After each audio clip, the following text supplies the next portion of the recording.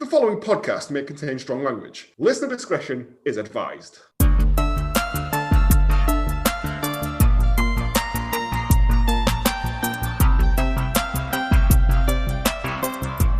Hello, and welcome to Hallmark of Greatness Last Orders, the podcast where we look back into the films our Hallmark favourite actors and directors forget they were rather ever involved in. That's not right. I'm Joe, and with me as always are my co-hosts. Being forced to sign a register after being kicked out of his local gym for slowly counting all the ladies' bosoms for some reason, it's James. I forgot that he did that. I always forget that they've done that. I just want to forget the whole film. I have to go back and re-listen to it so I can pull out the bits to write these bits. And joining us once again, angry and sad at losing his throne after being defeated in Umpapa after having his knockers squeezed red raw, it's Planty. I would make one hell of a Denver omelette with my eggs. If you want to follow us on Twitter at Hallmark of Great and Instagram and Facebook at Hallmark of Greatness, you can do, because that's a thing that's available to you. How are we? I'm feeling great, right? I'm feeling fantastic because I'm probably going to murder a monarch this weekend. You heard it here first. Do it. Listeners. Evergreen episode. Yeah, exactly. I feel fantastic because I've got to be honest, and it's very early doors to say it, but this is the best film I've watched for you guys. Hands down. Yeah. Quite like this. Hands because down. Had such a great time. It had a very, what's he called? Neil Breen vibe of Yes. it was written That's not by, the first time that's been mentioned either. written by, directed by, starring. He gets to do a sexy with a lady. It's the blueprint of Breen, the Breen print. We are, of course, referring to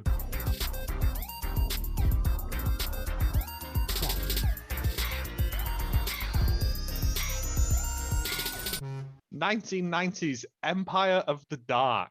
Smooth as fuck. Yeah, boy. James, do you have a synopsis from the Wheelo synopsis? Yes, I do. I cranked this in and it's come up with something pretty spectacular. I'm sure you'll agree. Phyllis Empire is a simple village wedding florist who ends up going to a child's 6th birthday party, or else there will be a fatal deviation. As events ensue, Phyllis becomes acquainted with Maximilian Dark, a male scientist, who is played by a non-union Gregor Fisher. A crisis ensues. Is that me? Am I the non? A crisis ensues when her hair's all silly and the unlikely duo must work together. Will they find her long-lost father appearing from behind a shrub? Perhaps. I mean, what's Gregor Fisher up to nowadays, I wonder? Is he alive? Oh, yeah. He's I think still he is doing alive. bits and pieces of BBC Scotland, yeah, for sure. He just didn't turn up in Still Game, so like everyone else in Scotland did. Yeah, I don't know. I don't know what he's doing, I actually. like the idea of him starring as Maximilian Dark. Yeah, a male scientist. I was thinking, is that not an N64 game? But of course, that's Perfect Dark. Perfect Dark. It's Joanna Yeah, Dark. Yes, available on Xbox Live. Oh, sexy. Yeah, I was playing it the other day. Keep those suggestions coming in for things to I'll put the thing plonk up into again. that. The actual synopsis for 1990's Empire of the Dark, not rated on IMDb. What?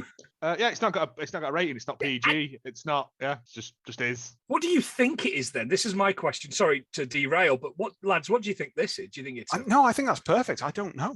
PG. It's terrible, but it's There's three sexy ladies and one lady.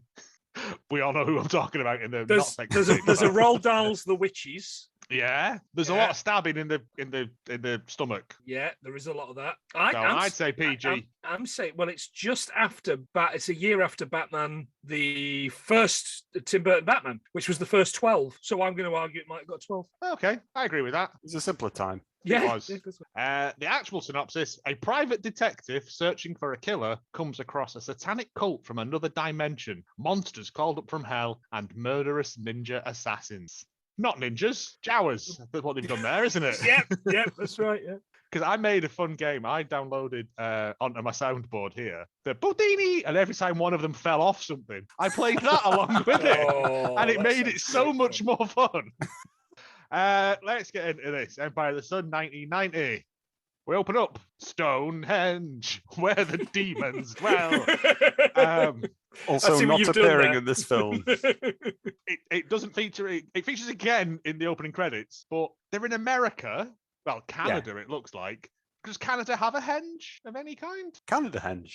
No, like, because there's Stonehenge, so I'm assuming there's a wood and a straw. There's a wood. There's a wood pancake henge, henge, maple syrup henge, all those things. Yes. Yeah. But yeah. No, actually, I can answer my own question. There's a hot babe in red gossamer. Whoa, babe. And you see some buttocks as she's walking away, and she stands behind a murderous guy with a hood on, while another guy gives her a cheeky shoulder massage. And one She's of them going to says, be okay. One of them says, "Does she expect anything?" And the other guy yells, "No!" Which I really like. Right next to her here. They go on about her being the 20th girl. No idea what that means at this point. Master Arkham is introduced as well. That was his name. Again, no one's name is introduced in this. All through my notes, I've just got what I've named them through the film. When I saw Arkham come up on the and I do use YouTube for the subtitles, and when it came up with Arkham, I was like, right, I've misheard that as YouTube. It's something else. It's Alan or something. It's Alan Arkin.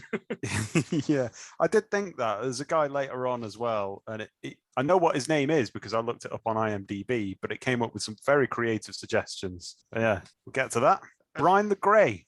He's there as well. He says that she and an infant will be sacrificed for something to be free. I've written it down as Melia, but I don't know. I've got Melius. I've got Melius as well. That's never mentioned again, is it? Is that another name? It is mentioned later on when the subtitles came up with Malcolm. Malcolm the demon. It's just like, comes out and talks to you about loft conversion. Malcolm the lanky. Because he then yells, "Hear me, Melius," like that. And then he stabs the red lass in the tummy. No, he doesn't. He paints her stomach with strawberry jam. Well, yes. And then she passes out, so I assume she's got some sort of berry intolerance.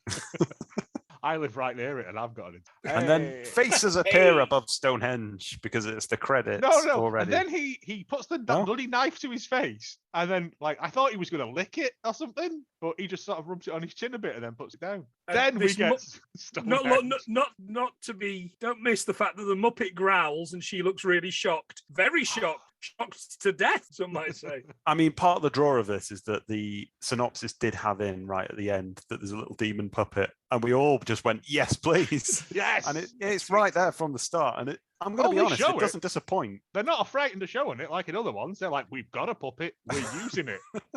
Every opportunity. And every time it comes on, it's like waka waka. It is bobbing. Now, I loved the credits here. I thought the music was good. I thought the credits were interesting. I liked the background. And most importantly, it said based on an original story by credit. Now, the fact that this is based on something, anything, is going to be a first for my time on this podcast. Based on a tune hummed by Garth. Based on some toilet wall graffiti.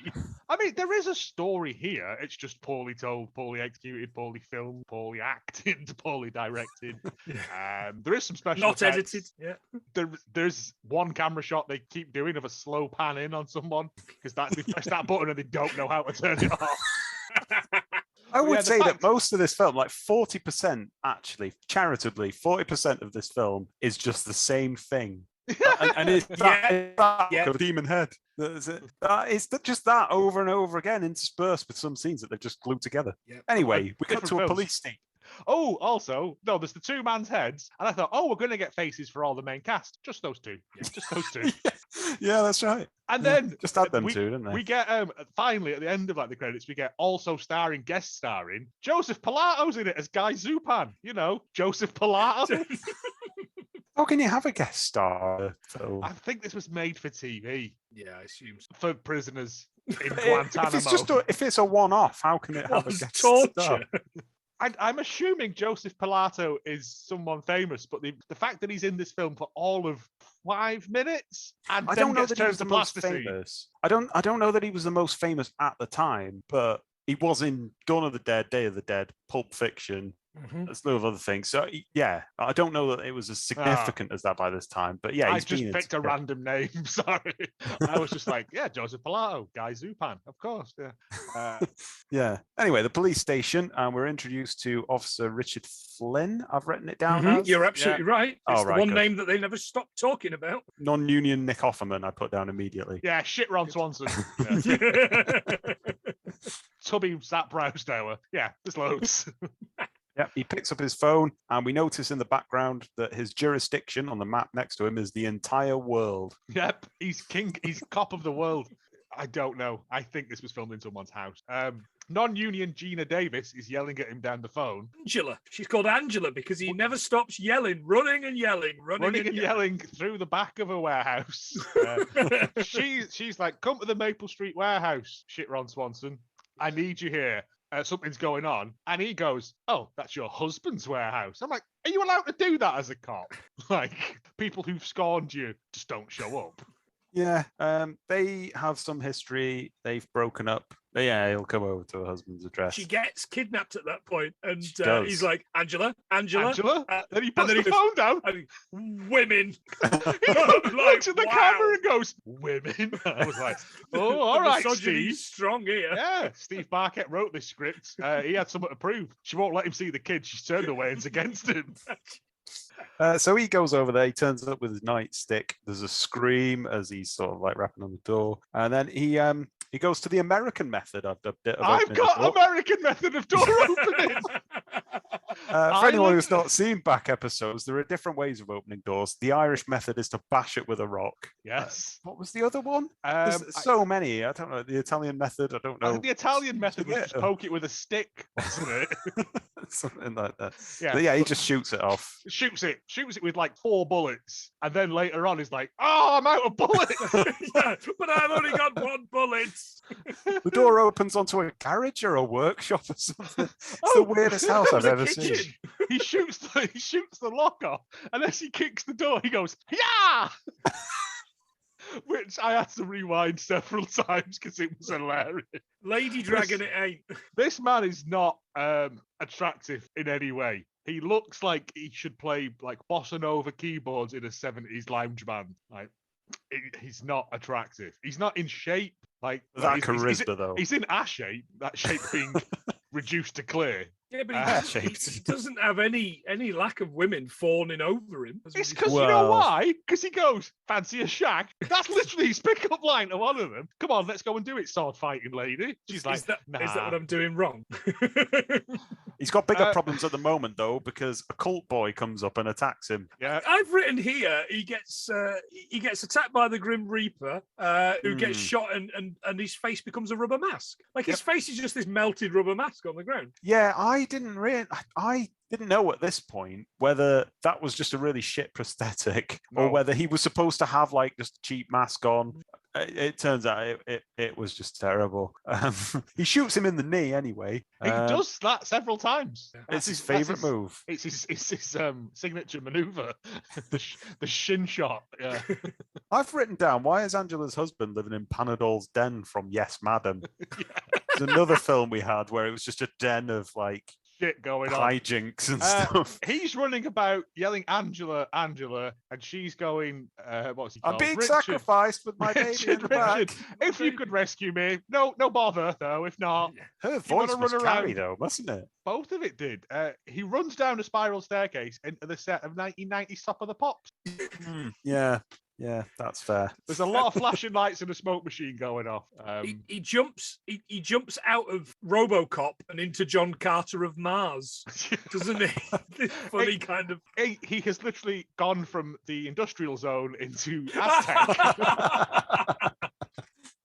He goes through this door that's cut into the side of the building, and I'm like, well, so that's just always there, is it? And enters this hellscape, it looks like. Temple of Doom. Yeah. Yeah, the cultist at this point looks really shocked that the woman is screaming and has brought attention, and then with glacial speed starts to lower the dagger that he's got in his hand. All the while going, Kalima Shuktiye. Sadly, a better film.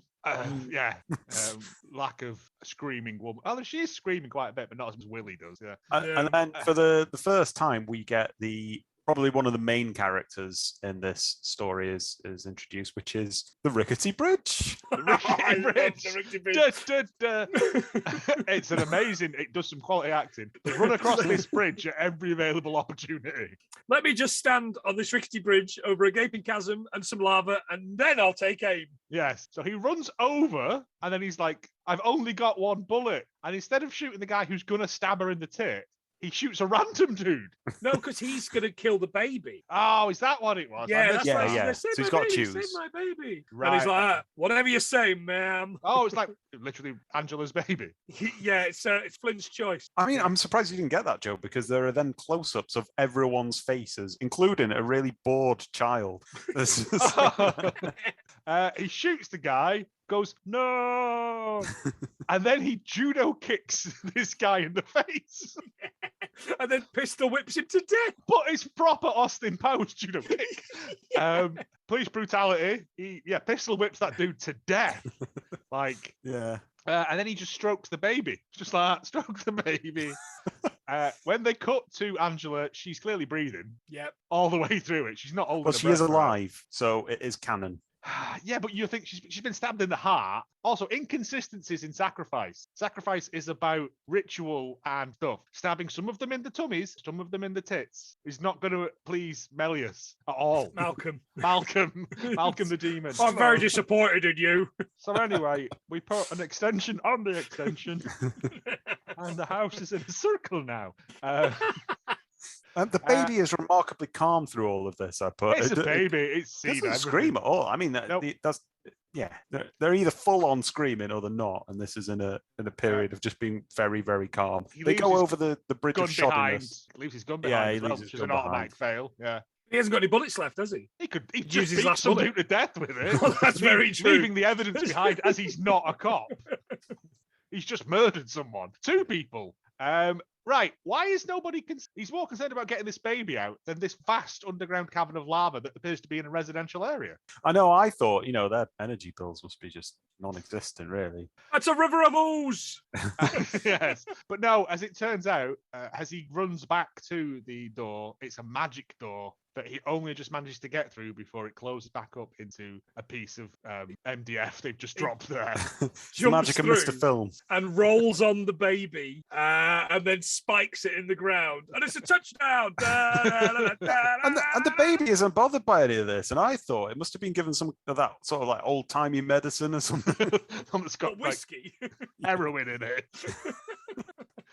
We cut we to yeah. 20 years later. Just a smash cut. Not only A is hut. it 20 years later, but it's also 1970s Clint Howard classic TV show Gentle Ben. I was thinking, why is it sepia tone? Like someone pressed the sepia button on the camera and it took them 2 days to turn it off again. And I also had to consider, is this, because this film's made in 1990, is this the distant year of 2010? Oh, Oh, no. I didn't think about that. Or is the film meant to have been 1970 and it's the distant year of 1990? Yeah, Yeah, that's 'cause an interesting point. It feels like a 70s film. Like I think that's budget mostly. no, but I mean the hairstyles, like the mustaches. No one's having those mustaches early 90s, very early 90s. No. late 80s. Although There those again- cars took me back. I had major nostalgia from Yeah, but those. that white car on the sexy lane, that was a proper 80 car. Mm. I couldn't tell you what it was, but yeah. Anyway, Anyway, Flint is now fat, and he's got a 90s wife, Stacy. She's not his wife, not his wife, we find out. but that's what I thought at the time. Who wakes him up? She loves waking him up. I've put at 5:45. Fucking loves waking people up. She's like my cat. Yes, like my cat. And then she's bam out of bed. Oh, you're so grumpy. And he's like, fuck off. He's got his big ham tits on display as well, like when he's laid down for the ladies. His hairy ham tits. Her hair is amazing, right? Because it's like a helmet of hair. And then he's doing sword fighting outside with another woman. What is Yes. happened? She's She's his not bang named. tidy Kurgan instructor.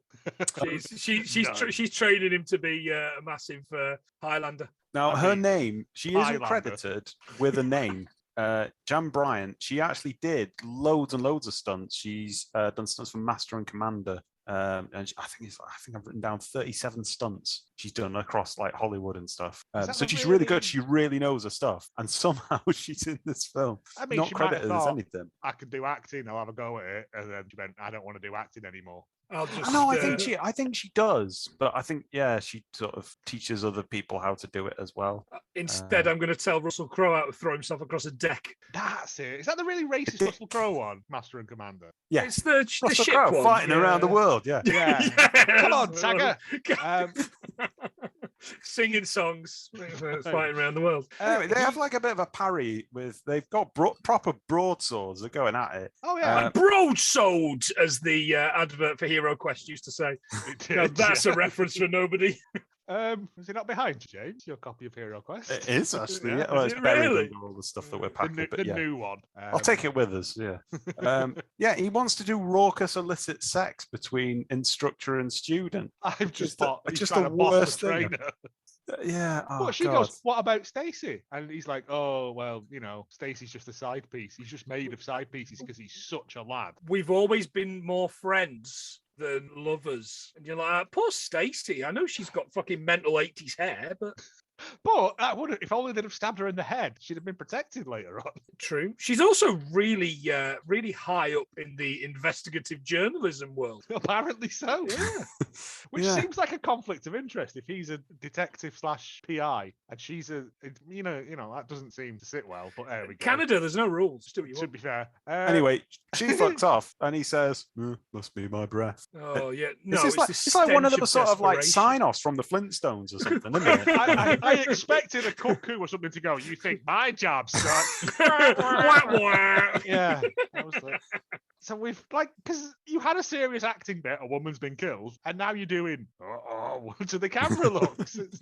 Didn't care for it. We meet Jeffrey Dahmer. Yeah, there's a boy trying out a new moustache look. It didn't work. When Let's move puberty on. hits, he's gonna look amazing. We've all tried something out at that age. He turns up at the police station for his fashion crime, and there's plenty of close-ups of people's faces. He sees Detective Eddie Green, who's And you does know anyone that want to introduce him? because he's bought himself one of those things on his desk that says Eddie Green. Doesn't even say detective, says Eddie Green. He's like, oh, Detective Green. How do you know he's a detective? How do you know? It's because he takes that Eddie Green sign with him everywhere down the pub. Like he just puts it in front of him, Has so he- everyone knows. Like Has he got like a string like people have on their glasses around his neck? You know he's a detective because he's got his feet up on the desk and he's got one of them little pipes and he keeps He going. was. He was like, pip, pip, what? yeah, I love that pipe. I the do pipe, too. The pipe during the sword fighting is great. He's on the call to somebody called Milligan about the slasher case as well. Yeah. Milligan, Irish name, obviously, copper, standard in American fare. What about you? And then Dahmer's like, I'm Terry Is that Nash. what we're going with for the film? Well, it was either or Terry Nash, but Well- I've just got Dahmer in my notes because I couldn't learn names for this. Without meaning to step on the old James fact bandwagon, I've got a fact for you. Terry Nash was one of the finalists in 1996's Stars in Your Eyes. Right? Not this Terry Nash, but a bloke called Terry Nash. But my question for both of you is, Oh, who did Terry Nash walk out of the smoking thing pretending to be? What year? was do you Recorded think it was? artist, 1996. and he was in the 1996. finals, you say? Yeah. He Nigel might have also Mansell. won it. Dunno. Nigel Mansell. Do you know what Stars in Their Eyes? Well, did you come out and pretend to drive a car around a track? Well, you look now like him. All I can think of is George Michael from that Reeves and Mortimer sketch. No, unfortunately not. Do you want to guess a pop star? I'm going to guess properly. Jimmy Nail. Go on. Bruce Springsteen. No. Your man Terry Nash was and still is performing in 2022 as Meatloaf. Oh, lovely. Oh, wait. He is at Fancy Farm Portland presents Music Festival, Fancy's Farm, 9th of July 2020. Live music all day featuring Weymouth Bay Rockers, The Brothers Grimm, Barbara Geiser, Skint Imperials, Balance of Power, Grebo, Stereoonics, Moondog, Scatman Do, Ooh. Sexy Hooligans, Sugar Rush, Stony Cross, Guitar Modillos, and headlining Terry Nash as Meatloaf. Oh, well done, Terry Nash. MEET. I mean, my first take on that is that the band that call themselves Balance of Power have just gone way too seriously with their band name for that list. Skin Scatman Imperials too. is a fucking tremendous name. There should be a ska band called Skin Imperials because that's a banger. If Scatman isn't a Scatman isn't John an Eastern Asian Scatman John tribute band, I will be furious. He comes out, does Scatman's World, and then leaves because there's no other songs. Wow, Skin Imperials. Oh, mate. All I need to do is start a rival band, call them that, and get more successful than them, and then I can have the name. That was a nice detour, Mark. Thank you. Thank you. No, Now you I'm say sorry. Terry Nash, it rings a bell. I remember watching that, I think. There you go. Yeah, he's Terry Nash. What is the boy? Why is he there? Nash. Why is he there? I don't know. He keeps trying to. he said- He's gone in. He's gone in because he needs Flynn to recognise him, but Flynn's not answering him. And he's like, "But that doesn't sound like him. Maybe you're a prick. maybe you're a really unlikable kid with shit tash." Yeah, he says though that he runs his own detection agency down at Lava Springs. This town is Lava Springs, so it's not. Makes a lot of sense. It's got like a geographical relationship to hell, right? Which doesn't make sense. So they've just abandoned that. Anyway, Flynn has now apparently dogged the bounty hunter. He gets people for bounty, apparently. That's exactly. I did think that Probably was a very like strange way of putting it. Bounty bars? I don't know. The dark chocolate ones, I've always quite liked those. Yeah. We're in So his he's a baby. And Eddie says, "So you're the baby?" And he says, "I was." Great line. I grew up. I've got this moustache and everything. I was, but as you saw in the last scene, comes off. it's now 20 years later. Takes his moustache off, puts it on his eyebrow for a laugh. You know? And all of a sudden, he looks like the tiny bored child from the previous scene. It's a magic moustache. Yeah, he's the daughter of Angela Nash, and that happened. We cut to kitchen scene. Richard Flynn in his kitchen. Yeah. So much cupboard space. I'm quite jealous. I was a bit No jealous. doors on any of the cupboards. Yeah, no doors. Think of the dust. She rattles about a bit because she's a little bit unnerved, and it goes to Flynn's face. He's shocked that she's making this noise at 6 o'clock in the morning. There's some very good empty cup acting by all of them because both those cups are clearly empty. She puts it down and it goes clonk like there's no in it.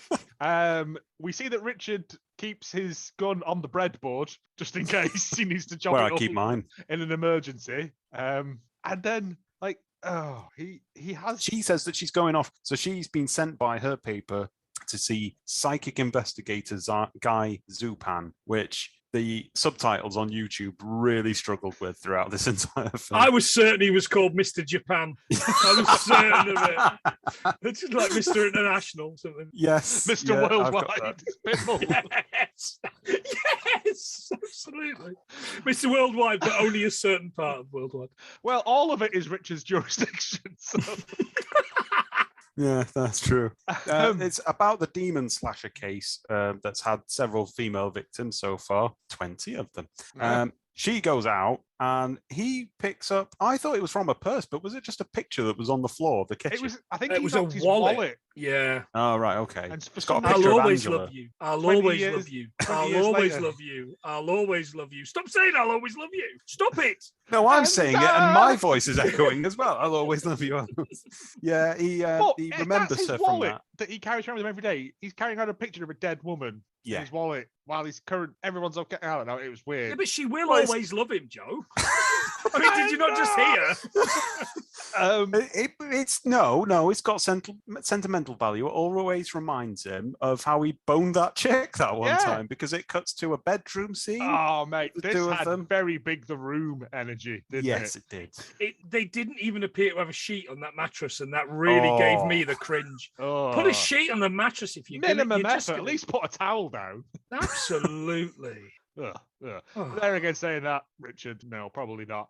This reveals in the voiceover. Yes, Angela, we get a lot of information dumped on us here. Yes, yeah, that's what I was going to say. Yeah, she wants to go off and marry Brian. who's got his own cult and everything.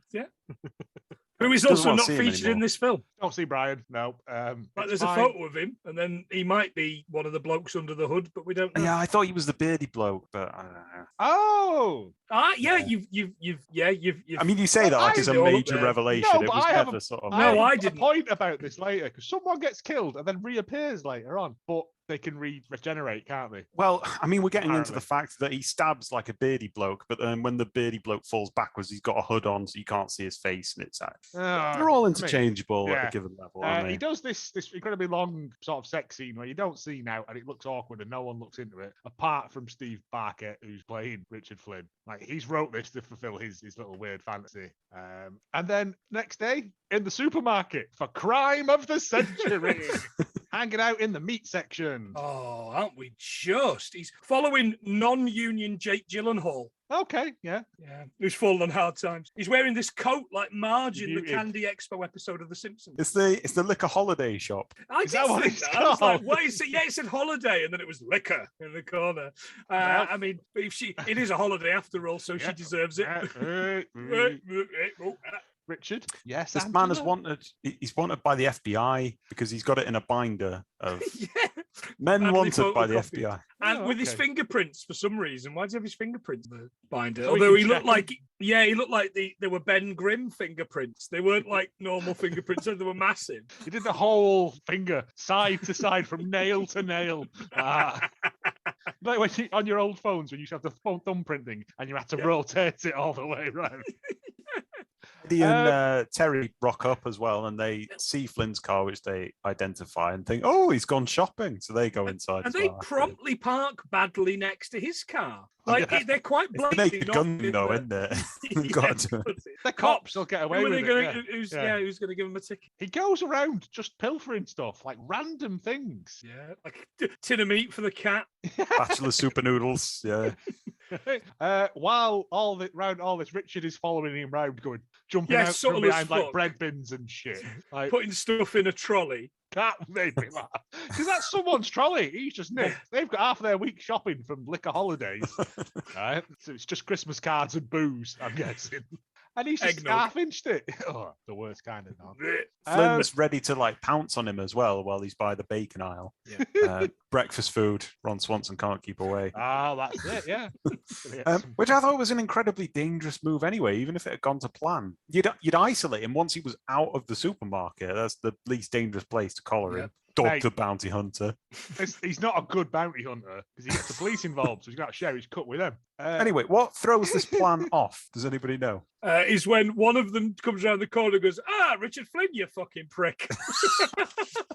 Eddie just turns around and goes, "Hi," so alarmingly that the shifty man immediately pulls out his shotgun and just starts blasting. Shotgun that he's got up his coat. Yeah. I mean, I don't know if he brought it in with him or if that was just on a shotgun aisle, but yeah.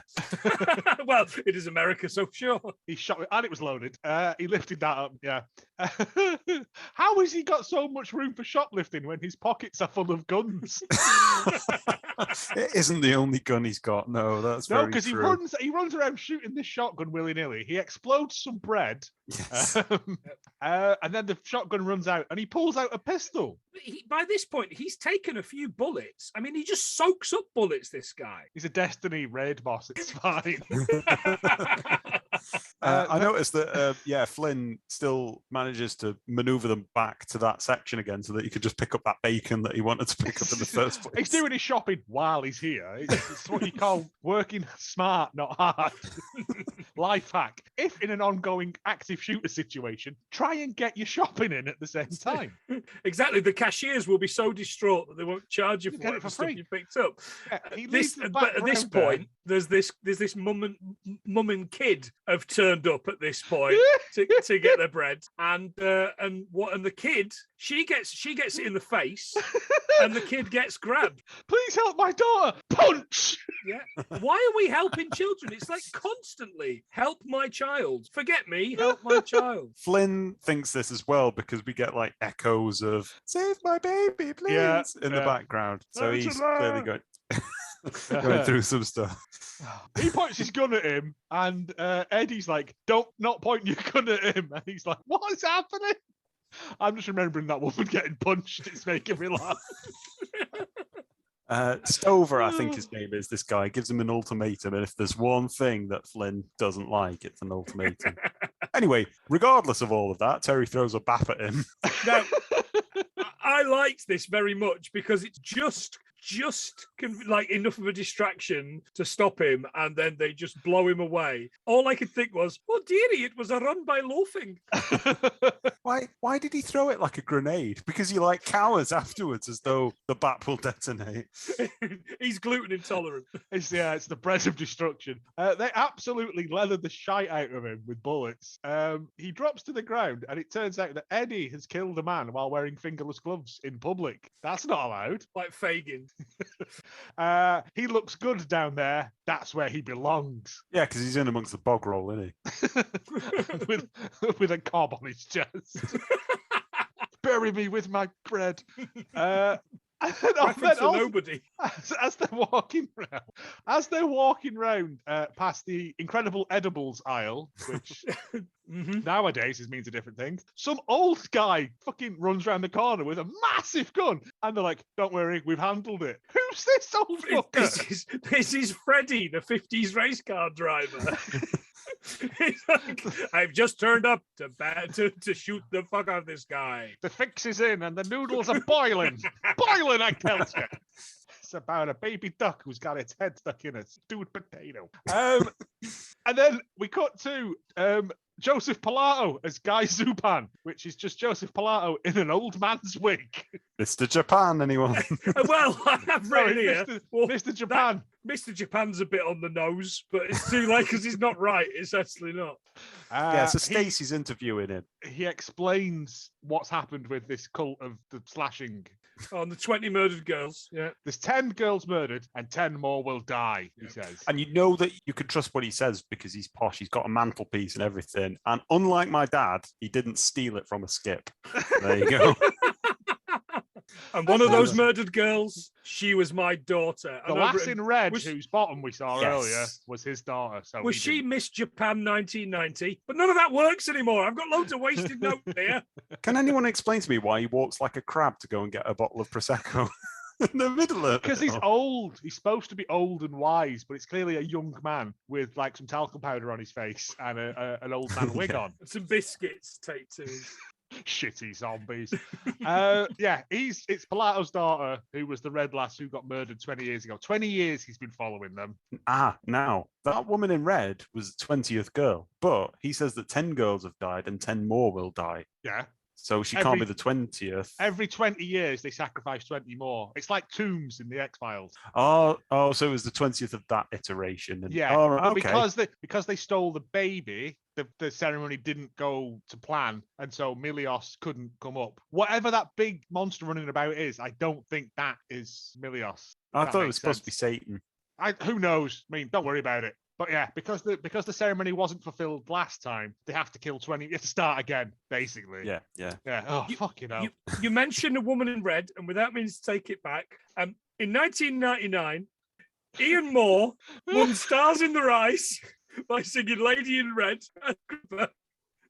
There's a reason they're called James Facts and not Platney Facts.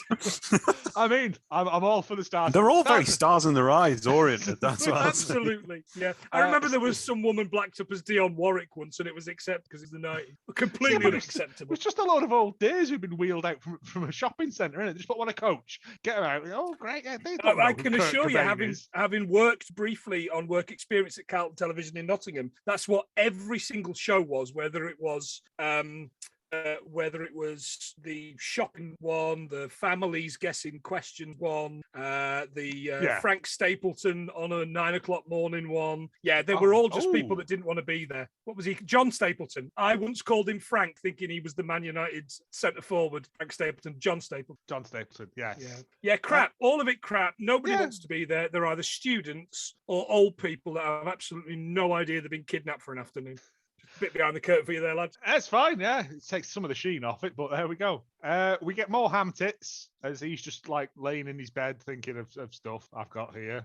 And then, Is this where he sees Angela as an apparition? yeah, he goes to sleep and she comes to him in the dream and it's like, because she's not really dead, it turns out. I mean, it wouldn't stop him, would it? No. Yeah. And then we cut to a sexy young couple getting it on in a car.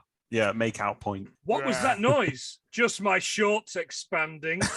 Oh, son. Non-union John Travolta is a sex pest. I thought it was non-union John Travolta. Yeah, all I could think was, oh, baby, now my shirt's getting itchy.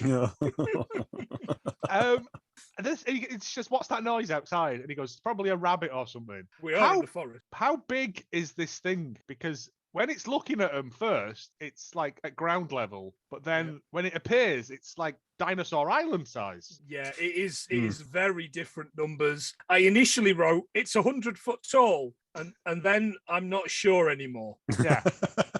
You had to dial that back a bit. I did, yeah. It does a murder on John Travolta. It Puts all red on him. It wiggles him to death, is what I put. And then he spits some jam. Yeah. It worked for Louise Woodward, shaking people to death. Keep it light, Joe. It's a reference for fucking It's a nobody. brilliant, it's a belter of a reference for Tom. That's what that is. Great. How big is this thing? He's got red on him. And then I've put, she's talking to some sort of psychic in a glittery dress. The investigative reporter, Stacey, is it? Yeah. And I've just put, this has got really big Fatal Deviation vibes about it. It does. It definitely does, yeah. Because does we anybody want to get- guess what Guy Zupan is guessed as on YouTube subtitles? Did you get this, Oh. Mark? I'm still with Mr. Japan. I maybe missed this bit. Guy Zupan, guys have pants. I really like- unless they're expanding, of course. Yeah, absolutely. He advises he goes to meet Madame Olenska, so she immediately goes off to see her. Yeah. Uh, And we get more and more plot dumped on us. I don't know if I've got a Just Madame exposition. Olenska. Oh yeah. So does anybody recognise her? No. She is Carolyn or Caroline from The Alienator, one of the students, the very emotionally fragile one. Oh, wow. Yeah. Another connection. Must be shagging Wow. Fred Olin Ray. Well, yeah. Or not. Yeah, we get a big old plot dump here about all this. The cult are called the Perennials. Oh, why is that? Go up the Does it garden keep coming centre, I'll back? tell you. Yeah. Sadistic and savage religion as old as man itself. They never die. They clone themselves and can only be truly killed by sacred steel, which is my new band name. Is what I put. Oh, you can come and tour with the Skint Imperials. They clone themselves like Barbara Streisand does with her dog. Yes, apparently. Yeah. No, but they don't. She says not through scientific ways. So I don't know. I don't understand what that means. Jizzing She in one is so another. good at bullshit. If you She's just a psychic concentrate on her comedian. lines, it means They're all the absolutely same. nothing. They're Yeah. all the same. You ring 090-723-789, and you've got to wait 6 minutes before she even tells you what Is your that- favorite color is. Is that not the priest hotline from Father Ted? Bunch of Um, stupid priests. Madame O Get off the says- line. Stacey says that she's never heard of this gang before, and Madame O says that you can only read about them in old German and English books like a hipster. So why is she reading Dante? Yeah. Make a But big deal out of that. when they're talking to the madame, right, the camera's in a fixed position. Whenever it cuts to Stacey, it does the same slow pan over and over again. Like they just went, just do your reaction lines, and we'll just reset after each one. It made me feel a bit nauseous because the camera Yeah, I know what you mean. Then Perennials are directly linked to Satan and are his children or soldiers or child soldiers. oh, nice. Kone 2012. Yeah. Jacking it. Do you know what? I massively zoned out here because I'm looking at my notes. I'm going, I haven't got notes for the 5.5 minutes. Oh well, that's the fact. The next 5.5 minutes is the fight scene in the park. Oh Well, yeah, I love Yes, but there's a little bit where at some point somebody says to the other person, "There's been a murder," and I was like, "No, I think you'll find it's pronounced murder." No, this. Yeah, that's within his jurisdiction as well. So wouldn't be On out. the south side of Glasgow. Yeah, Flynn for some reason finds a woman in a car in distress and moves in for some action. This is unrelated. I don't know why he's flagged goes down all by bad this woman. lieutenant for a second. It's right near to where Makeout Point was, and these people got murdered the night before. It's a GTA 5 kind of NPC mission, isn't it? And all of a sudden, when he goes to go and help her, all these Jawas turn up. Lanky Jawas. The Jawas. The thing that got me was his reaction time, because she puts the bonnet up and she goes to knife him while he's looking at it. And he immediately just turns around and lamps her one. But she goes to knife him really slowly. She's like the guy at the beginning. They've got that thing about them, that cult. They're the slow knife cult. Ceremony, mate. Ceremony, pomp, circumstance. We're British. We're good at that, as today has proved. Yeah. This is recorded on the Queen's Jubilee Day. Oh, bless her. That's why everyone's angry. like you, Joe, I've written Jawas and I've written Untini, but now all I can think is they're like that video for the 90s monk chants songs. Do you know the ones with the Gregorian chanting? Yeah. They just look like that. To disco beats. Yeah. Yes. Yeah. Pan pipes. Victoria Wood, that isn't it? Anyway. He just has all these Jawas come at him with swords, and he just opens fire on them until he runs out of bullets again, and then he does a little run. He does a run away. I love it. There's a bit of a fight near a stone. He shoots one of them in the shin again. So he's got to get his signature move in. It's like wrestling.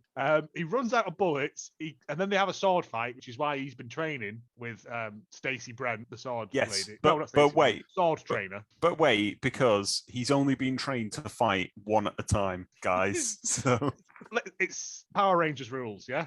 All form a circle and then go in one at a time instead of just rushing the fuck out of him. He's a bit too chunky to be doing action sequences. Not to body shame him, but he looks like a joint of beef. It's okay.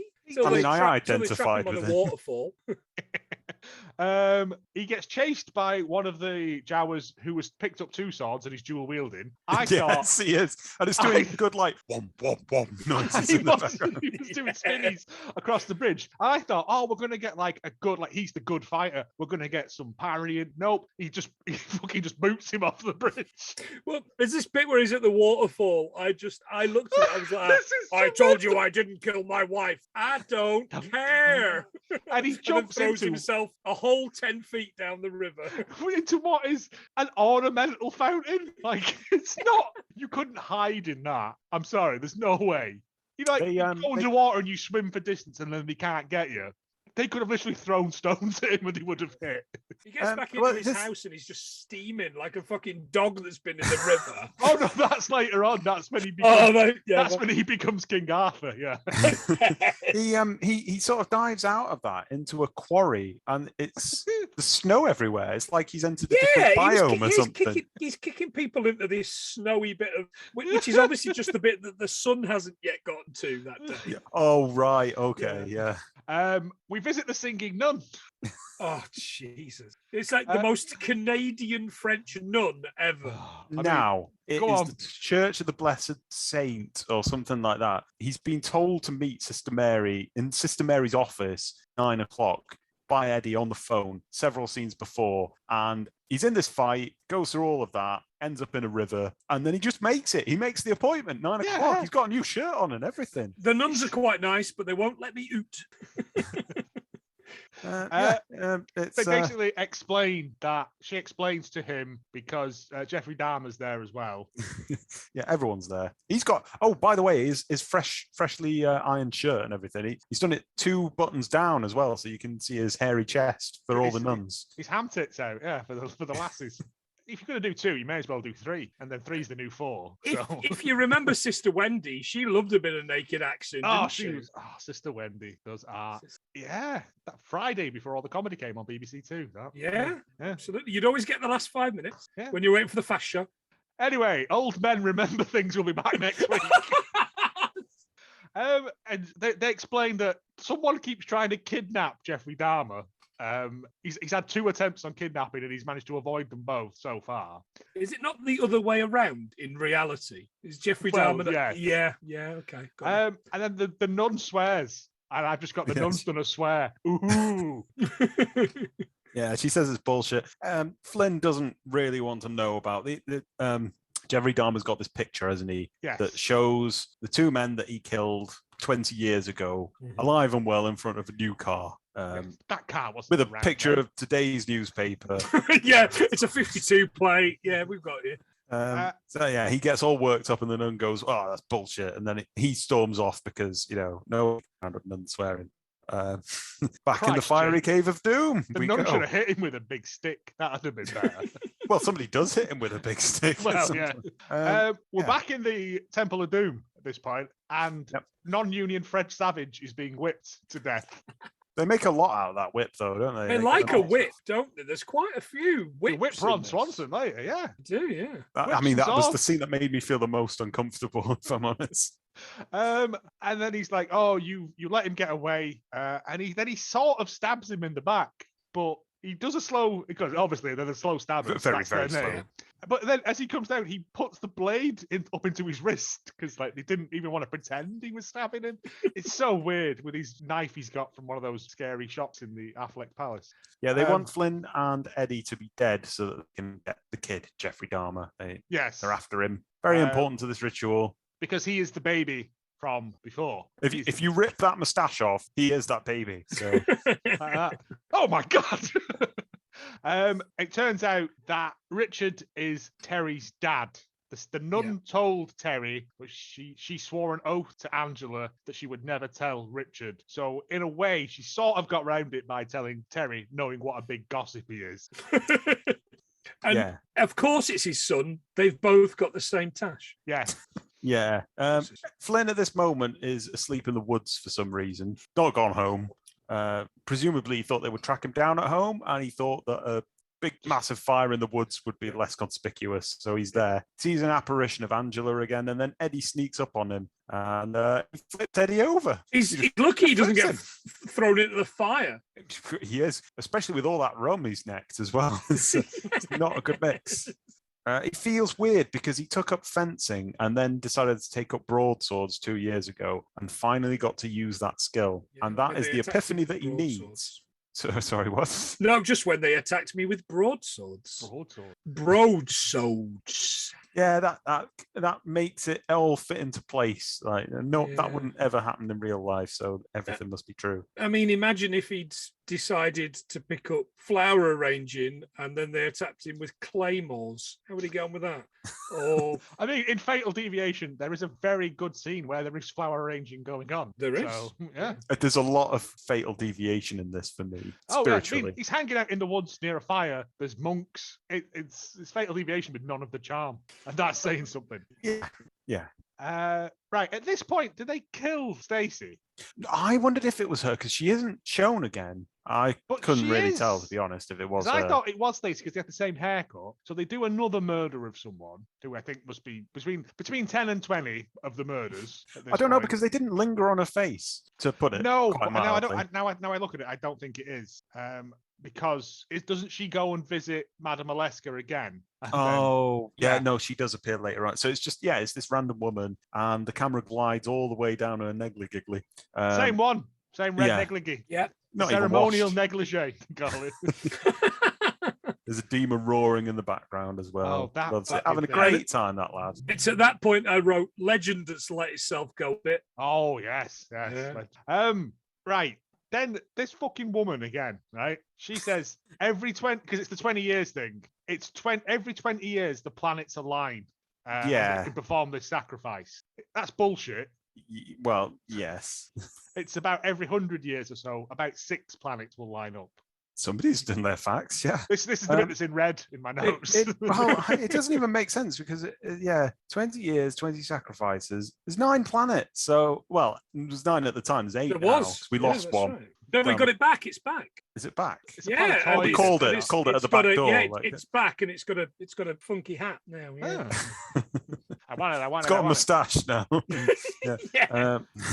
Because then Stacy goes to see Madame Aleska, but what I heard it as was she opens because the light's off. What I heard it was who's a molester. Are you making the YouTube subtitles? Is that what's going on? It's just me going, can I change this to something a bit funnier? I mean, you've got the beginnings of a rap about her death, I suppose, but yeah. I suppose My there's some other handsome things molester. about this as well. Like he has a heart-to-heart finally with his son, Jeffrey Dahmer, Yeah. who reveals that he has premonitions that are completely useless. Angela turns up and says, "You're in danger. There's somebody coming to get you," sort of thing, but not specifically what the danger is. So he has to get his way out of it. Also, just before he's in danger every time. It's like minimum warning. Yeah. Madame Oleska was kind of pointing out that Angela is still very much alive. And She's deep in the center of the earth, she said. we And I must was like, journey to it. yeah. But then later on, Stacey goes to see her handsome molester, and it's all in shadow. She's sat in the corner. "Are you in a trance?" He says. She touches her hand, and then her fucking head falls off. It was Right, but great. that's not their MO. They don't cut heads off. They stab bellies or tits. Yeah. But it was very ambitious for the film. I thought, all right, yeah, they probably wrote the whole film around that one scene that they had. It just made me laugh. It just plops off, and she goes, "Ah!" But then Richard and Terry and Eddie show up, and Stacey's like crying on the couch. She's inconsolable, and they're like, "Right, now we've got to do a training montage of swords." Oh yeah, well, I got a little bit skeptical of this bit because it said that they must prepare them to fight them in a way that will end this evil, and I thought, oh no, it's not going to be that scene from the last one, is it? When they're all in the stream. The great one. Can you imagine? Oh, Richard Flynn's Oh, hairy no, ham don't tits do flapping around oh, the joint. God. We get a in training a montage. spunky, in a spunky jacuzzi. Oh. Yeah, don't watch that film. No, a training montage of them fucking about with swords, with the sword trainer. There's a shot of a wolf, which I liked. Yeah. And then while they're doing sword fighting training, Eddie's got a pipe on the go as well. He's Got his pipe back. He's not fucking. He's having his nicotine, right? Sister Mary's involved as well. How's she involved? She's blessing weapons left, right, and centre, mate. Weapons, yeah. And instead of blessing up like a load of swords or something, she gets Dharma and Richard to cross their swords into a cross and then blesses them. And I was like, yeah, if they join the cross swords together and lightning shoots out, I'm going to shit my pants. Yeah, his whole plan, by the way, with Flynn is that they're going to sit there and do nothing and let Arkham make them first move. Yeah. Now, if Arkham kills the 20th, Madame Oleska was saying, if they kill the 20th lady in red, then it's only a matter of time before they will finish the ritual. Yeah. So they've got there's no reason to wait this out. They need to do stuff before people get murdered. You need to be proactive, yeah. And as a policeman, that's kind of Eddie's job as well. He's not a policeman, he's a PI. He was a cop, and now he's a PI. You're right. He's off the case. And about you're off the case. Eddie is. Eddie's a cop. On the force. Yeah, Eddie's well on the force. Oh no, yeah, but I have no illusions about Flynn. He's a dickhead. Yeah. So Eddie, they're in this cabin, the gentleman's cabin, and they finish sword practicing. And Eddie says he's going to go and get some sack time. Don't know what that means. Is he having a look? The sword instructor there is there. Yeah. That lady, she's back. Yeah. So she walks off. Eddie then says he wants some sack time. So I didn't know if that had something to do with her or not. Maybe. And then Terry Jeffrey Dahmer, plain just doesn't want anything to do with his dad because he just wanders off. He just says, yeah, I'm going to go. Richards is like, let everyone know that you're inside and stay close to Eddie unless he's getting some sack time. In which case, give him 5 Let Freddie minutes. and Dan know. Let Freddie and Dan know. Freddie and Dan? Freddie and Dan. I think Dan is the old boy from the supermarket before. Really? I think he was a No, cop. Freddie's the old man from the supermarket. Oh, right, one of them. I've got a note here. Because they're left in charge outside with massive radios. Because there was two more cops came in at the very death. And Freddie, put your guns away. Okay. Yeah. I mean, they're not introduced because I was massively confused by where these two men had come from. I think there's a missing scene. Scene deleted somewhere. Where they're introduced as characters and not. Yeah. I'll just wet my whistle. Scene missing. Yeah, exactly. Because Flynn falls asleep. It's sunset, then it's dawn, then it's nightfall, and then he starts to wake up. So I've written down here that he presumably sleeps for 36 hours. Hey, that's when you're a hard living man like Richard. That's the dream. Yeah. The big monster appears, kills one of the guards after they do some quality radio banter. Yeah, keep on touch on schedule and keep your eyes peeled. Capiche? It's dead out here. Maybe I shouldn't say that. Yeah. He gets murdered by the Little demon puppet. the monster, the demon puppet, and the other one gets attacked by an ice cream van. Disjointed glockenspiel music. Yeah. A lady appears and is like, "Oh, my car has broken down." And despite him being on guard, because it's a lady, he automatically, and gets stabbed. Yeah, he turns around to Radio Dan, who's already dead, Radio which is a Dan, bad the idea. worst And then, explanation. and then, where did Flynn find these useless fucking cards? But you've answered my question at the supermarket, so that's fine. The old man's head has fallen off as well, so this must be a motive they're going for. They're tired of being known as the slashing cult. They want to be like the beheading cult, which is cool.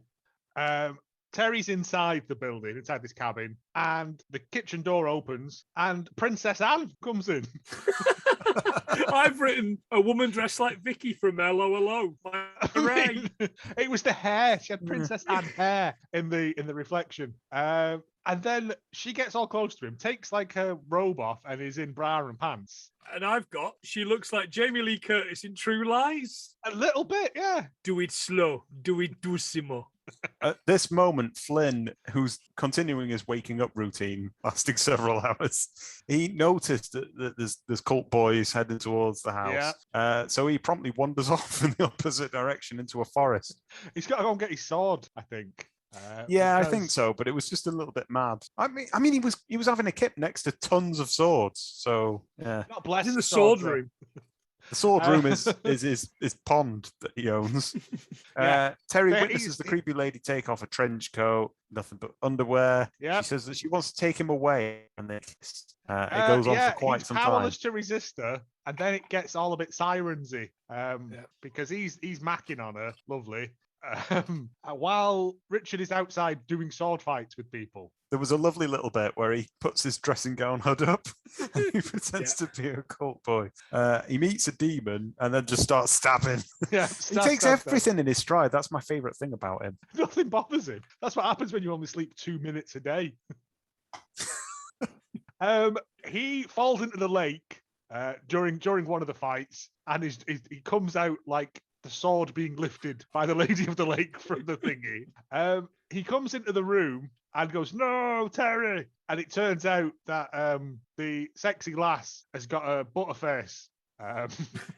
I still would. I've got the weirdest boner right now. It's like when the lights come up at the end of the disco.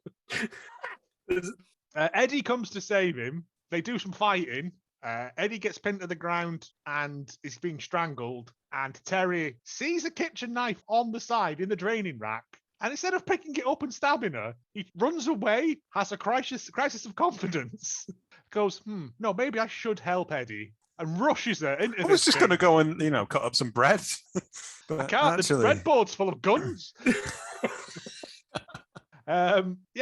He pushes her onto this knife, and it turns out she was made of electric all along. She explodes, or is sent to some sort of hell dimension. Eddie gets up and is like, "Phew, thanks, kid." And then a monk wraps rope around his neck, and I'm like, "This guy's fucking neck." His neck goes through some punishment in this film. Yeah. So meanwhile, Flynn is thrashing about in a lake, eventually manages to get back inside. Sweaty Excalibur. Yeah. Eddie's there on the floor, having been garroted. He shakes him awake because that's how anyone does anything in this film. Terry is gone. They've taken him, and it cuts to the mouth of the cave. And there's like a few scenes missing at this point. I was massively confused. One thing I'd like to point out is that these are police officers, right? Eddie and the two dead ones, they're police officers. If I was in witness protection, I wouldn't want these people in charge of it, because Henry Hill, we would never have got a Goodfellas, would we? Because he'd have been murdered. They'd have just put a big sign on him saying informer, but like moved him into like the fucking Hell's Kitchen or something. You'll be fine. Don't worry about it. Yeah. Annoyed me because they're supposed to be good at their jobs. Yeah, we're now sort of hurtling towards the last half hour of this film where shit gets real. And the last 25 minutes of it is a fight scene. Yeah, I mean, I was thinking that this bit would take, like no time at all to watch and just write notes down. And I ended up taking about 3 hours over the last, because it's very visually rich. Is it now? Is it? Yes, Yeah. it is. We're in the spooky layer now. They go to the mouth of that cave and they've got one of those bleepy wire detector things, and that's how they discovered where the cave was. Don't you worry about that. Yeah, Flynn orders Eddie to C4 the entire ridge. I mean, I've tried that in a nightclub, didn't get far. Big Chupacabra vibes from this as well. I mean, I have issues with how they set up the explosives, to be honest. What, in advance? And then it just... No, yeah. they set it up, but then they also put like a minute delay timer on it. Yeah. They do then say, just give us the whistle. Give us the whistle and we'll do it. And he's like, okay, yes. But if you had to be out of there, why not just have a plunger detonator? Why would you need a minute? I know, period? Yeah. But they didn't have any of them. Yeah. No, at the shop. Couldn't pick one up at the liquor and happiness shop or whatever it was. Terry and Angela, they're on the slab way down below in the heart of the cave. Yeah. And yeah, I just put Flynn goes his down mom's still alive. Why? They've not fixed the bridge, the rickety bridge from last time, because the bit that it's fell still off hanging in 20 years it's still on. missing. Yeah, That's astonishing work. Yeah, at this point, there's lots. The establishing shot problem that they've got with this, that's been inherent through the entire film, goes into overdrive because we see establishing shots of rocks, the bridge, rocks again, bridges again, Flynn wandering about, rocks, bridges, Flynn looking. that gargoyle's head that's on the wall. Yeah. We cut to that quite a bit. And he doesn't even do anything. No, but he's got a Kalashnikov with him this time, and he isn't fucking about. Yeah, the magic Kalashnikov. He sees him, the main guy, Arkham sees him, and he goes, destroy him! And then this 20-minute fight sequence begins. With now it's with the rock, the bridge again, a dagger being lowered, Flynn running about, rocks, bridges, that demon head on a wall. Yeah, And it's like that for the next half an hour. And the Find it music very all the way confusing. through this is like something out of Disney's Fantasia. Yeah. Yeah, it's oddly not fight music worthy. No. It's very strange.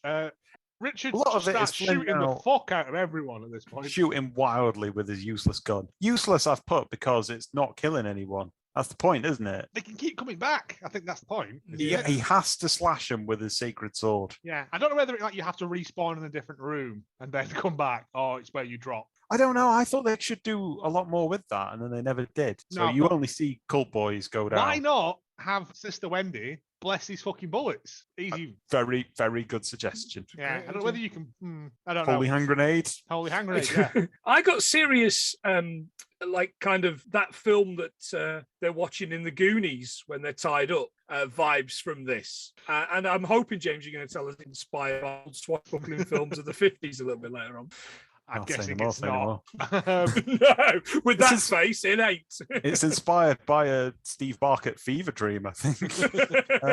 There's a dagger man. He drops his dagger and then starts attacking with a sort of pickaxe at one bit. Much easier and to then fight with a pickaxe. he gets shoved over to the chasm that the bridge is over and then just decides to leap in.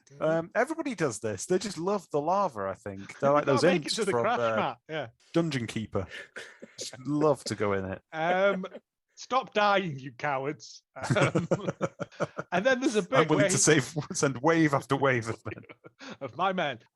He shoots a man so hard his skin and then his head falls off. Yeah, I like that. I like that bit a lot. That was good. He's got cheat mode on because he's never running out of bullets, and yet early on that was a big problem that he had. Yes, now he goes for a long time. He switches to sword and starts battling people because he runs out of bullets. And then later on, he's got the Kalashnikov back. Yep. His He's reloaded. DM's turned encumbrance off. Yeah. I didn't understand why he went to swords. There's a people start falling into the lava. Once to the left, once to the right, and I thought they've just reversed that shot. No. One in the middle, one upside down in the middle. I think that's a Steelers Wheel lyric, isn't it? I'd had some gummies watching this. Was that lava vibrating or was I wasted? It was a very thin layer of lava. But it's not going to happen to Flynn. He gets a chain or a rope or something, and he goes to like glide across the lava. There's 3 clips of him gliding across that lava, interspersed with establishing shots of the lava. Like, this is where we are now. This is what. Where is it there he goes. credited? Where is the lava credited in the title? After the stairs. It's like Revenge of the Sith, somehow worse. I've written I have the high ground. Loads more sword fighting goes on. He's stabbing people left, right, and centre. Chopping heads. Two lads appear. They whip him good. Very good. It is an extended whipping scene. They whip him somewhat chronic, yeah. Way more than non-union Fred Savage got. I was going to say a lot more than non-union Henry Caviezel got. Oh, yes. There you go. That was like a 25-minute scene, wasn't it? A bit long and a bit gross. Yeah. They He run gets across slashed. the bridge, and the bridge breaks. That's why he has Yes. to use the chain, Yeah. right? Yeah, true, yeah. Because he can't get to them because the bridge That bridge broken. was one day from retirement. Well, one lucky day. for you, there's more fighting, right? And then he runs across the bridge, so it Yeah. repairs itself. And there's He's a a carpenter yeah. as well. He's a carpenter, like Jesus. He gets slashed as well at one point. I think that's before the whipping. I'm not sure, but it wakes up his son Jeffrey Dahmer, who Oh, then yeah. starts battling cult boys all of his own. Yeah. He sends a few of them skidding into the lava, which looks a bit like water that's glowing. Don't you worry about that. Weird that. Ron's My gonna fuck favourite him bit up in now. the entire film was when Flynn is like doing shifty eyes, and then a cult boy just pops up behind him, and they're like, "Hello," and then he chops it, and it goes all spurty, and then the headless corpse just sort of like walks off gingerly into the distance. That scene really needed that Kill Bill ripping off the 70s woo, Yeah. sound. It was Which just fucked everybody's speakers. yeah. It's him. It's Richard versus Arkham in a fight over Angela. Much like Yeah. it was in the. Maybe it's all an allegory for his relationship with Angela when she's married. Maybe this is all. I don't think it is. It's a Jacob's Ladders type situation. By this point, Flynn has been through some shit. He's been whipped. He's been menaced Stabbed. with a curvy sword and a rapier. Regular and straight various- sword. Yeah. Yeah, and an old log as well at one point. God knows. It felt a little bit like Blood Fist when Kwong eventually just attacks with like a lead pipe. Like they've just exhausted all All the material. available options. Yeah. He's even been lightly jostled as well by before that worst guy bit, gets that. skewered by, Messed his by hair up, Jeffrey popped Dahmer. his moustache. Yeah. Yeah, he didn't chop off his moustache. It was from A lot of hands get cut off as well. A lot of hands Yeah. getting chopped off, plopping on same the floor. hand, I suspect. Yeah, different angles. Yeah, so Arkham says that their new family reunion will be their last, and Flynn tells everybody else to head out of the cave, so they sidle out, which Slowly. then seems to catch Flynn off guard. He's like, "What? Why aren't you walking normally?" Sort of expression. And it's showdown time. Dun, dun, dun. Ron's going to fuck him up.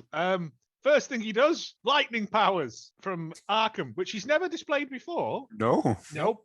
He shoots some Palpatine lightning out of his hands and hits him, and he falls on the floor. And then that's it. That's like the main bit of the fight. There's no prolonged sword fighting or, like that bit at the end of Under Siege with the cool knife fighting. None of that. Just one electric bolt to the face. He goes over to Richard while he's on the floor, and he's doing the classic monologuing of like, ha, ha, ha, ha, ha. Richard stabs him with an electric crucifix. It's not even like a pointy-ended crucifix either. He's that angry. He's got that much Into power his behind skin. it. Yeah. Yeah. The This classic causes, technique. as we all know, jabbing somebody with a crucifix causes people to get racked by electricity. Their eyes glow red like Mr. Flibble in that episode of Red Dwarf. And he somehow glows red, but also disappears while also being set on fire and becoming a pile of ashes. All while going, mother, as well. This fucking thing, I have no idea. His clothes are on the floor on fire. Richard looks over at him, and then leaves. But the big monster thing appears. Yes. He puppet screams after him, Malcolm, come and get them. Malcolm. Yeah. Malcolm appears, and he's like, and it's some good sort of, I say good, claymation. It's not good. But It's then, like one of them. The only way I can describe it is that it looks like one of those little goblin finger puppet things. That's what it looks like. It's like the Jackie Wilson Reet Petite video from 1989. It's like someone has taken a few photos of a boglin. But It's got a very while slender he's- hand as well, which really amused me. well, long thin hand, long girly hand. While Richard turns to fight the monster, Malcolm the monster, but who should appear it's only Joseph Pilato as Guy Zupan.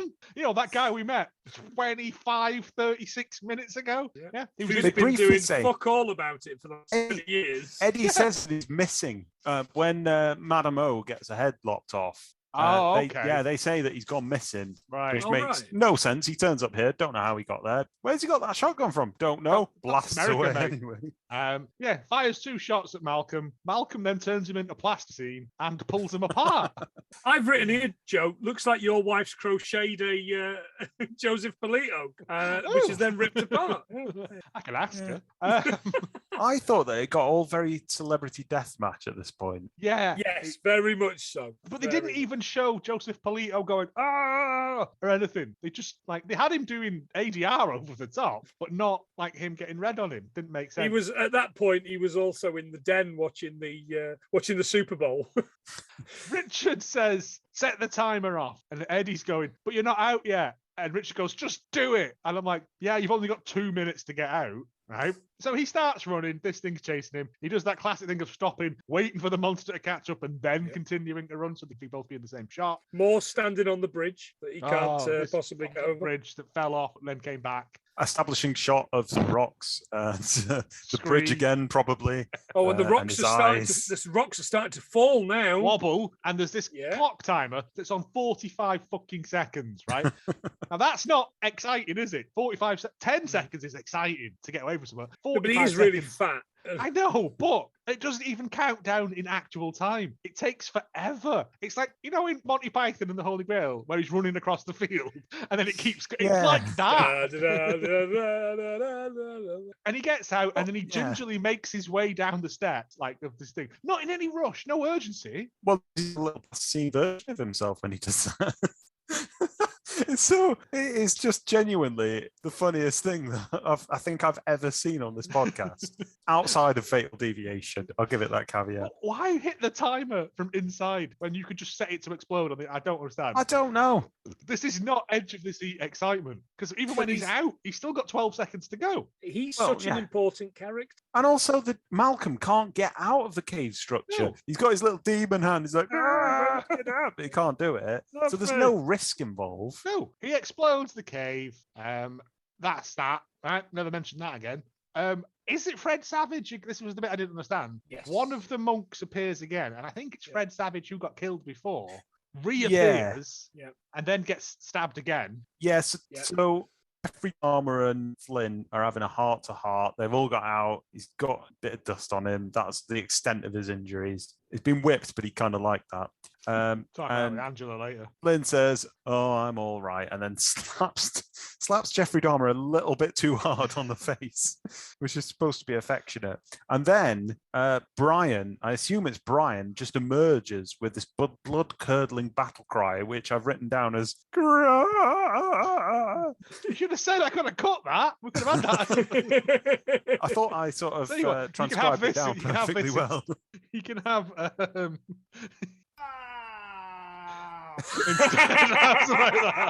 is a bit like that. He somehow gets impaled on his own sword. I couldn't work out how that happened. I think he trips him up. You're more likely to hurt yourself. While he's bleeding out. I've written this whole entire music is like Bernard Herrmann's Psycho score if it was used in the film where all the characters were marionettes. Because there's like a do, but it's after like he's died, and then it just stops. It goes do, like that, and it just like stops on a half beat. What is going on? While he's bleeding out, Richard says to him, "And if you ever think of coming back, we'll be ready for you." And your man's like, "What did you just say?" "Oh, I just told him off." Yeah. Is the line. I got him telt. Why did Eddie think that there'd be wisdom there in his words? Oh, what did you say to him? I called him a prick. With a line like that, it could be a cool action hero. It all gets very North Korean state TV at this point because Eddie and Terry look on while there's a rainbow behind them. Yeah. And Flynn and Angela have a nice kiss. Do a deep kiss, and it ends. Eddie's line is, "Hey kid, looks like all your troubles are over." "No, mate, because here comes the leprechaun." And that was the film. I thoroughly enjoyed Fucking this. hell, there's so much going on. And when you consider most weeks there's so little going on, this week it's all happening. I mean, I it is felt- mostly that bridge. But Bridge, I like the rock, cleft. I'm going to give this a 7. No, sorry, we're doing things, aren't we? yeah, there's no actual rating system even on the regular show now. Yeah, all right. I'm going to give this 2 golden puppet hands. Yeah, fair enough. I was going to go with a slender hand as well, a golden slender hand. Well, in that case, I'm going to give it 3 strong hands, child. Yeah, as you say, it was as entertaining as Fatal Deviation, but it didn't have the charm No, of that. the So, yeah, last gotta action draw a line sequence took far too long. The last I fight would scene argue was. that there's so much going on in comparison to anything we've watched, anything I've watched with you Yes. guys, because there's been like nothing. It's just been silence and just fucking faces and establishing shots. And there's plenty of establishing shots in this, but yeah, there's lots happening. But there's lots of karate and Who violence. doesn't love that? And guns and and some cheeky boobies. Yeah, Yeah, but you didn't. but no boobies, not a single boob, not a single nipple. Nope, I don't No. think so. Anyway, No, there was ladies in lingerie and there was a sex scene, but I think that No, you it didn't. was see it was nothing. all sort of like. No, duvets she in was the she right was place. tedded up. She Yeah, was tedded yeah. up. Yeah, see, she did this though, which was weird because I've never known a woman do that ever. That's not a thing that ever. You've ever not pressed the right button. There's Ah. a switch in the back, Joe. You do that, and then they speak Spanish, and they do that. happens. Was that Buzz Lightyear?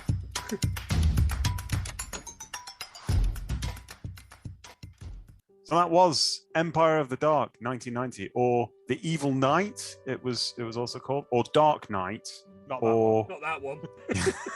Evil Dark Knight, Dark Evil Knight, Empire of the Dark Evil Knight. It was the same Dead year Dave. as, Everyone is dead Dave.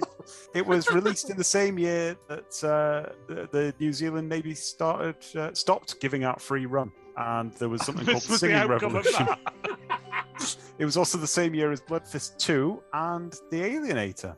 Wow. So there you go. He was knocking these out then, weren't he? Yeah. Sequel to 1987's Empire of the Sun. It's not. Shut up. Needs more Christian Bale. No budgetary information for this one. Couldn't find anything. So instead I looked up, because I felt sorry for that bridge, I think. I looked up armored vehicle launch bridges, AVLBs. Apparently they're just shy of $800,000, but you have to supply your own bridges. But it'll make a bridge for you across something, a fjord. What? How? It just you have to supply your own bridge, as I said before. You stack that Any on top of bridge? it, yeah, and it just sort of like unveils it for you. It like spreads the bridge out across the. What are you on about, you madman? The technology's been around for, I'm gonna say, about 50 years now to cross a bridge. I'm talking about like an army crossing a bridge. Right. Yeah, What- you what- can. So do you just stack wood on it? Am I paying it's $800,000? gold. You can't put what you This want thing on should it, just and it'll pull make a cloth bridge off for you. I don't understand. You have to get a bridge. You have to get the slats for a bridge. I've got to provide a bridge. Oh And this shit! thing- You know, I've not done a lot of research into You've this. done I've any got to provide. research, I would argue. Right, let me get this straight. I've got to provide a bridge, and then I pay $800,000, and this robot pulls the ribbon off the bridge and reveals it to everyone. Cuts the ribbon. Yeah, and like a gets robotic massive round David of- Copperfield. It's got a chain made It's of gold called bottle the tops. it's called the M60 AVLB, right? It's in the US Army. It's an Oh, armored vehicle launch bridge. And I was trying to look up. I spent most of my time trying to figure out how long it would take for it to construct a bridge, but it didn't say. Does it have a don't ask, don't build a bridge policy? Fine, It is the fine, American all Army right. after all. it's armored launch. It implies that it's firing bridges at people. You get a bridge, you get a bridge, everyone gets a fucking bridge. We Okay. should have brought this for urban warfare, sir. This is going to be the new tiny hands, isn't it? I've not done a ton of research into this, but it will make a bridge for you anywhere you want. Okay. I looked at world's most expensive Fucking bridges, Death but it didn't help. Stranding. I know there's Historic- a problem of bridges being stolen in Well, there places you like go. India and stuff like that. They steal the steel off them to The weigh bridge people by Yeah. trolls. it. Trolls are now facing homelessness. Historical European Martial Arts, or HEMA, they have a centre in Glasgow, and if you pay £25 per hour, they'll give you private tuition on broadswords. But they wouldn't tell me if their tutors were prepared to become intimate. Are you mixing that up with the Glaswegian art of fuck you? Quite possibly, yeah. It probably is intermixed with sort of glassing somebody in the face as well. And then lastly, I also found that the most expensive sword ever sold was sold for £6 million. I think, actually, no, hang on. It's one of the most expensive swords. I think Napoleon's sword is the most expensive sword ever sold, and this is $6 million. The 15th century Nasrid period ear dagger, which I was hoping was a dagger that you actually just pull out of your ear, but it looks like a pair of ears. So there you go. Was Napoleon's sword like 1/3 vanilla, 1/3 strawberry, and 1/3 chocolate? It was advertised as a lot shorter than the regular swords, but it turns out that was average for the swords at the time. That's what I tell my wife anyway. Anyway. I don't know what the budget for this film was, but it was mostly the same scene over and over again. Yeah. So, actually, I was thinking about this. I think Steve Barker is just probably one of those people that knows people in the business because he's done loads of acting himself. We saw him last time on Dinosaur Island where he played a soldier. He wrote, directed, and starred in it as Mr. Flynn. He was also the editor as well, despite having absolutely no competency for it. Wow, But, that would explain some of the weird cuts. And also, when they're talking to Madam Molester, they literally just cut off half of her sentence. Yeah. It has a very big taffin vibe about that a bit. Does that only explain some of the weird cuts? Yes, some. The rest of it was artistic choice, not just incompetence. Mr. Japan, played by Joseph Pilato, he died in 2019, but he was in Dawn of the Dead, Day of the Dead, Pulp Fiction, and Alienator. He was Tech 2, which I think is just one of those people in the background of the water purification place. Oh, okay. Not in charge of any buttons. I hope not. Is Tech 2 not a semi-average software house? I mean, It probably is. He was also in The Demolitionist as Boxer. I can't remember a boxer being in Demolitionist. Was there a dog in it? He might have been that. Maybe. Ghost dog. He was also in something called The Last Seduction 2 in 1999, which I thought undermines the integrity of the first Seduction. Super Last Seduction for real, proper this time, final JPEG. On his scope. Arkham was played by veteran actor Richard Harrison. Big 60s star, apparently. Lots of Italian gladiator films and spaghetti westerns. His strongest claim to fame was turning down the role in Fistful of Dollars, which went to Clint Eastwood. And so many ninja films. I'll just take one as an example. Ninja Strike Force, 1988. Gordon the Ninja.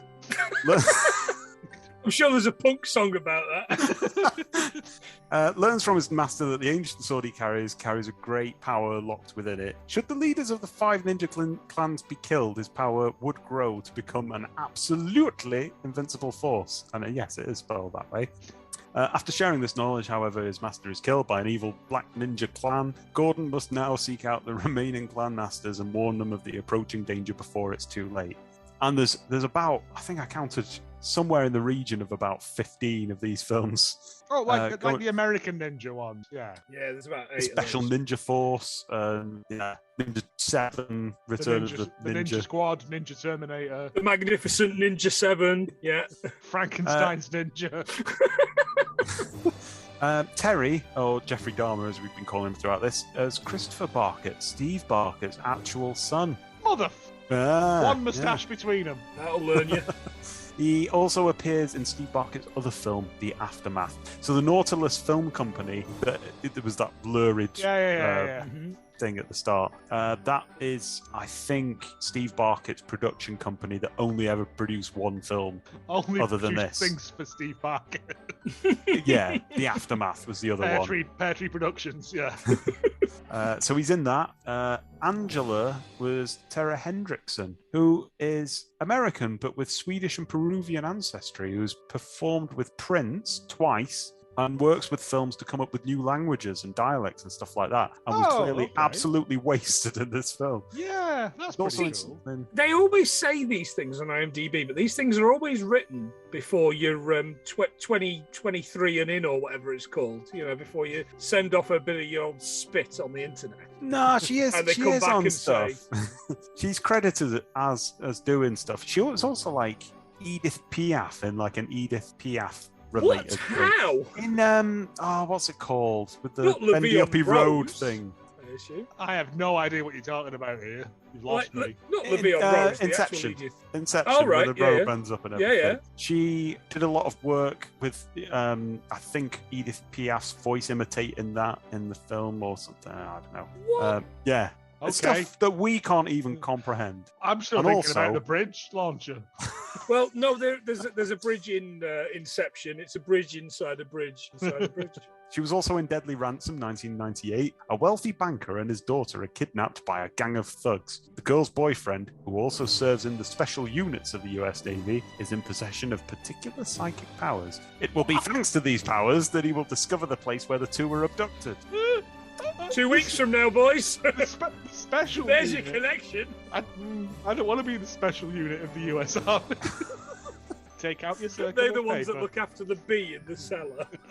And the last fact for this, Academy Award winner Robert Stromberg also helped out with this film. He's done stuff in terms of Avatar and Maleficent, and he created the series of matte paintings and miniatures that we use throughout the film. Oh, okay. It was The him. matte paintings are good. Yeah. They are Very good. good. Yeah. I like They're good. that thing. Yeah, they are good, but then again, they are of a man showing off his own head. And some unhappy people, but a happy octopus was another scene. And then Satan just looking a bit bored. But they were very technically well done. Yes. So there we go, and it was him. Thanks to him, Robert Stromberg. And there we go. So that was Steve Barkett Productions. Presents Steve Barkett in. He's a menace.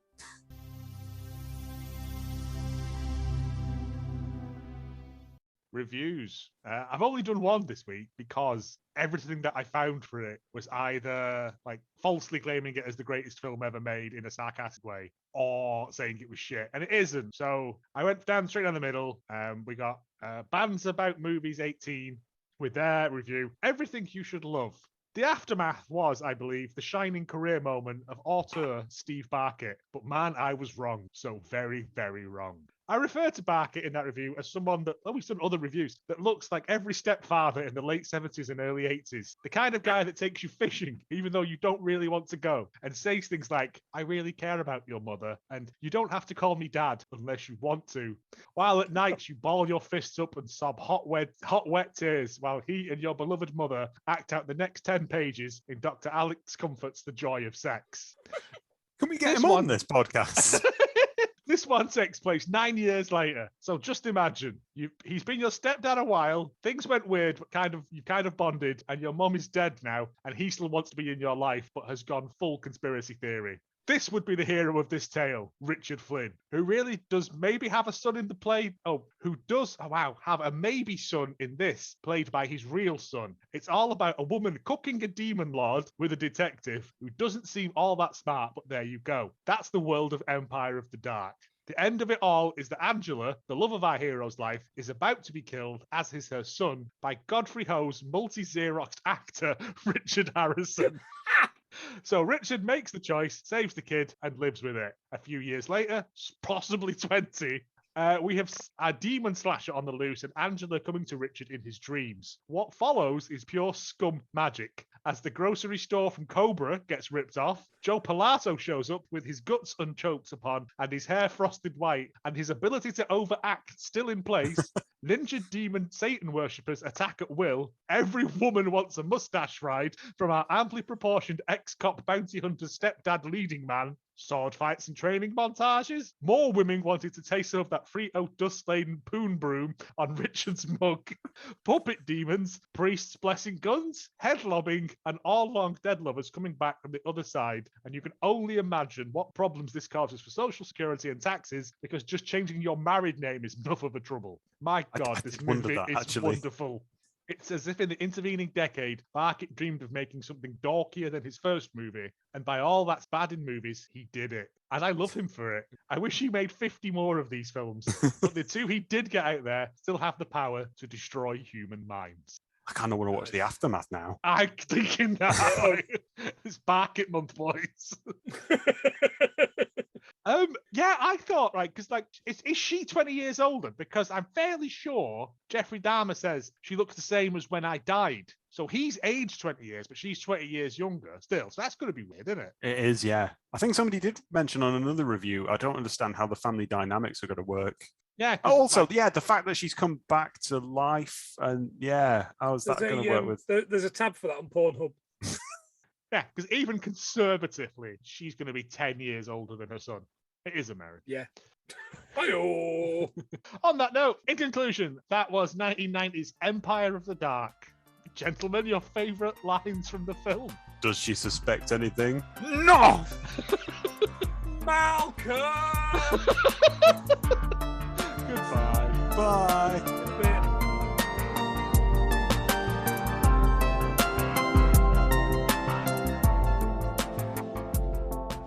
Richard, save my son!